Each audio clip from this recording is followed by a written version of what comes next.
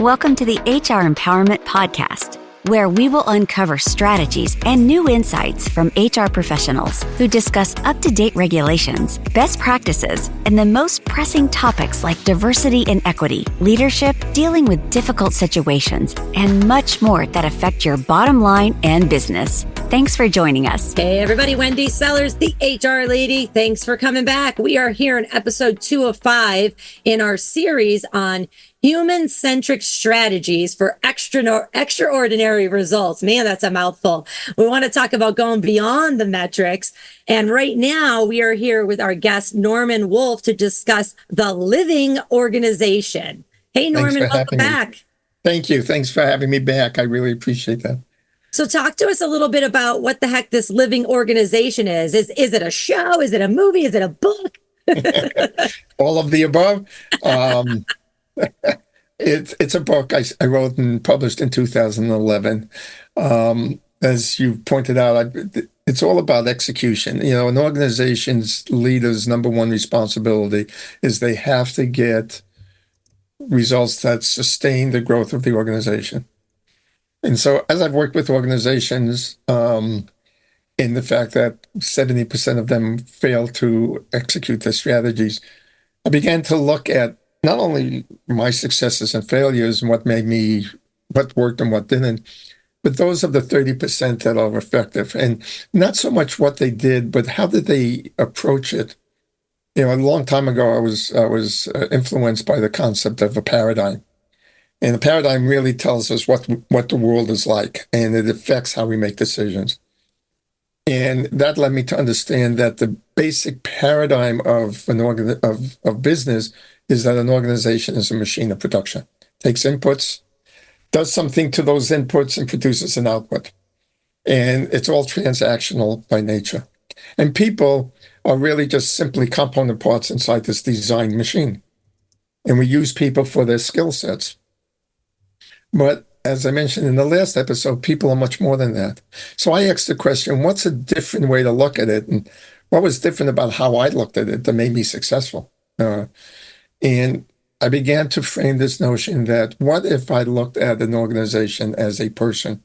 And my job, like parenting my daughter and helping her grow and become a competent, successful human being in life, what if my role as a leader was really to look at the organization as a person, and my role was to develop its capability and its maturity as a collective? So I formulated a number of different principles around that.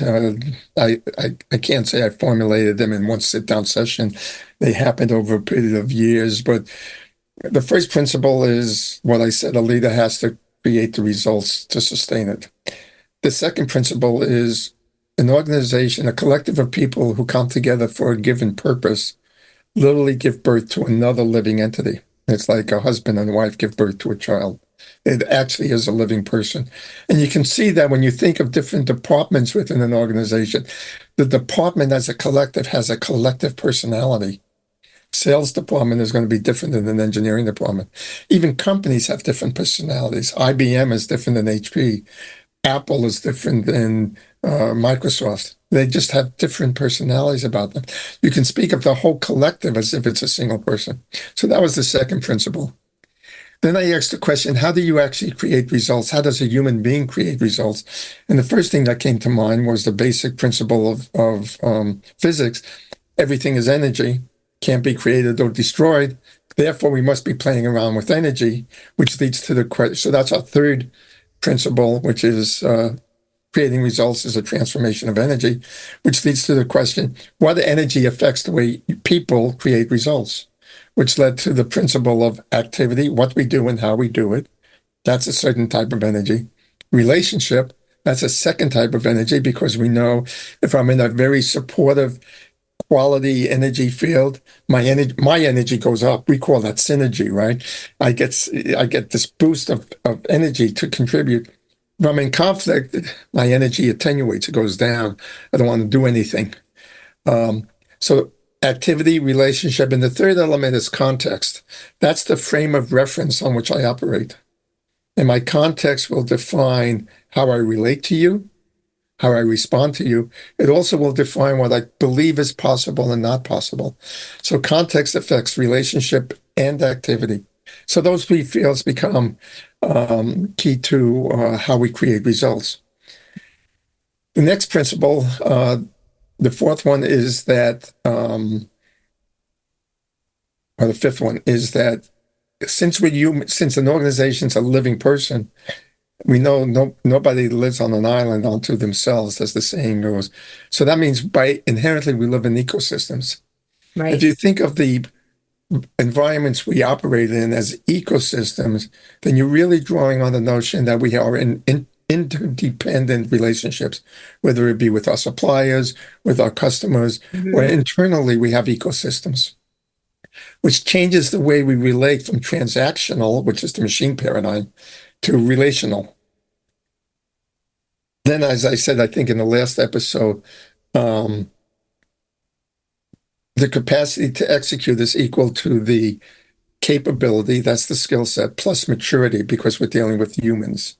And maturity has a lot of impact on how we perform. And the final one is, if I want to increase the engagement, I want to engage people. If I want to increase the energy, I want to engage people. Right. And to engage people, I want them to feel empowered, because empowered people are more engaged. But if you think about how you actually empower people, it has to do with, do they feel they're at choice? Are they in control, making decisions appropriate for their lives? Or are they an effect of or victim to the choice of others? And so those become the 7 principles of the Living Organization Framework. Wow, I love it. JC, you have some statistics you wanted to share? Yeah, I do. And by no means am I trying to take the 7 principles and simplify it. My gosh, that Mr. Norman, that was so strong. What I have right here, for hours. what I have right here, though, does state purpose-aligned strategies. It's all about purpose alignment, purpose-aligned strategies. They've been found to increase organizational efficiency and adaptability with purpose-driven companies, experiencing 30% higher levels of innovation and a 40% increase in workforce retention, ultimately fueling sustainable growth. That's from Deloitte back in 2020. And if we think about the compendium of all 7, in your eyes as the listener, do you view that as purpose-aligned? Wendy and Norman, back to you. Yeah, so before we jump into that, because we're not going to have enough time in this episode, but we are totally continuing this conversation in episode 3, because I have a lot to say about this. And we're going to be talking about balancing goals with humanity. And then, Norman, I want to be back into the factor of the nonprofit idea that we were talking about as well. So with that said, everybody, make sure that you come back. As a reminder, if you are an Aurora Training Advantage subscriber and you're listening through this through the subscriber portal, you can earn HRCI and SHRM credits for listening to these series. Just go to auroratrainingadvantage.com/podcast. Thanks for joining us. We'll talk to you soon. Thank you for joining the HR Empowerment Podcast, brought to you by Aurora Training Advantage. We hope you've gained new insight and strategies to navigate the HR profession. We look forward to you joining us again on the HR Empowerment Podcast.